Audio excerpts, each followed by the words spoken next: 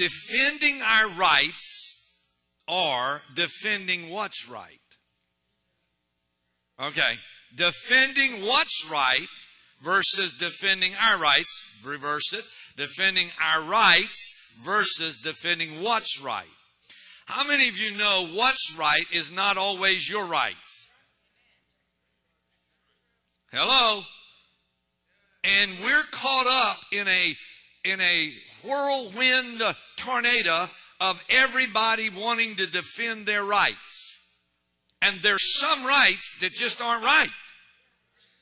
And I ain't going to defend those rights. Are you listening to me? Now, how many of you know life ain't fair? Say it out loud. Life isn't fair all the time. How many of you hear that? Some people come into Christianity and they hear preachers tell stories and they somehow go away either from the preacher or from their own deception, and they say in their own mind, everything's going to be all right. Well, everything's going to be all right in God, and that is a broad statement. But every journey to get to the all right ain't always all right. One piece, and I'll get back to it again, but how many of you know a woman's right does not give her the right to kill her baby?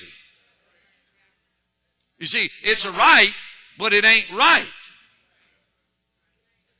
Come on, let's not confuse us, but how many of you know what's right ain't always right?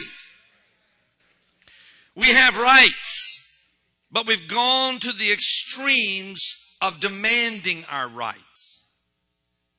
Listen, this will help you today. Maybe we need to focus on doing what's right more than demanding our right. Our selfish, self-centered rights are not worth defending. Come on. How many of you know when you've told a lie, you'll try to defend that right, but it ain't right? Have you gone too far with rights? Yeah. Have we evolved to a place of demanding our wants and our excuses, our justifications, our flesh desires that aren't right? Come on. How many of you believe we might have gone too far with some of our rights? How many of you know some of our rights have led us to a point where now we're trying to justify what we know down in here ain't right? We got people today that are out in the streets demanding rights, but in their conviction of what they were trained in as a child with mama and daddy and in church ain't right. But saints, there's a book that we have to get over. This book. It's like a mountain, and we got to crawl over it. And how many of you know we can say, well, the circumstances. I'm sorry. God's answer is He don't care about your circumstance. Hello? Listen, if He cared about people's circumstances, He would not put men in the bellies of whales. He would not put young boys in lions' dens and fire. He would not let Paul write half of the New Testament out of prison.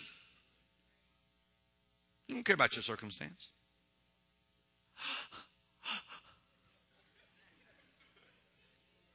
See, He'll make you overcome in your circumstance. He ain't going to take you out of your circumstance. But we'll create a justification for our circumstance and then say we're right. And not even be biblically in line. See, somebody will say, well, I don't have to tithe because I gave volunteer time to the church. Would you do me a favor? Give me a verse for that. Just yell it out. I'll look it up. I doubt it. This is the church. This ain't a class on philosophy. This ain't a university seminar. This is the church.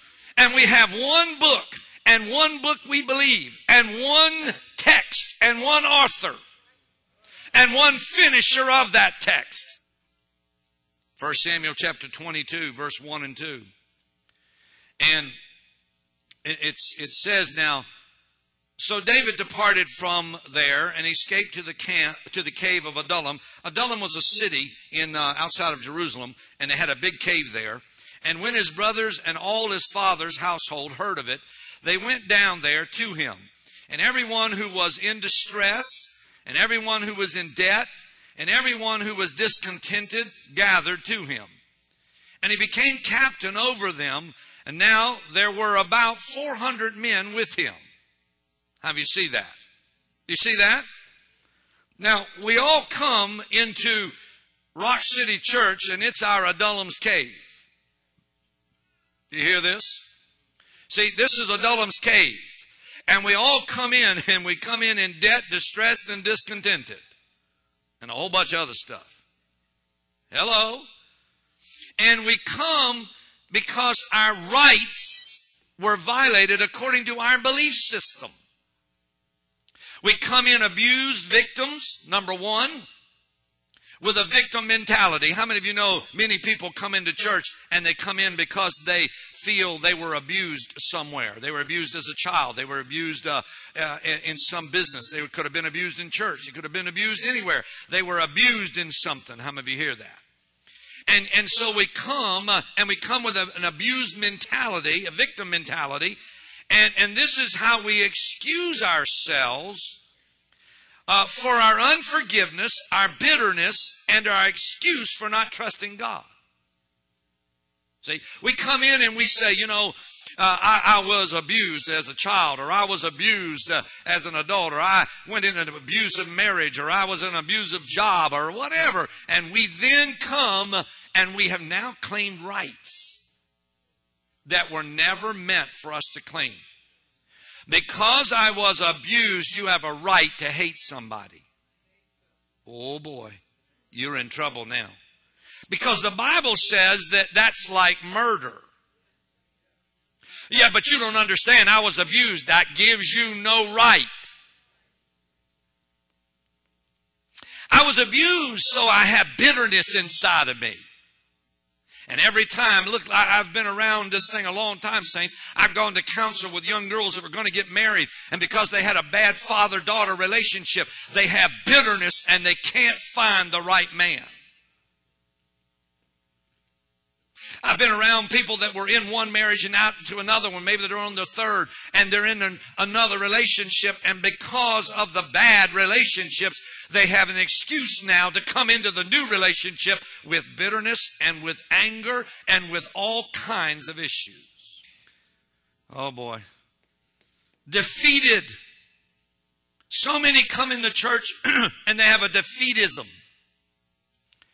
And they come from other settings and they come in defeated.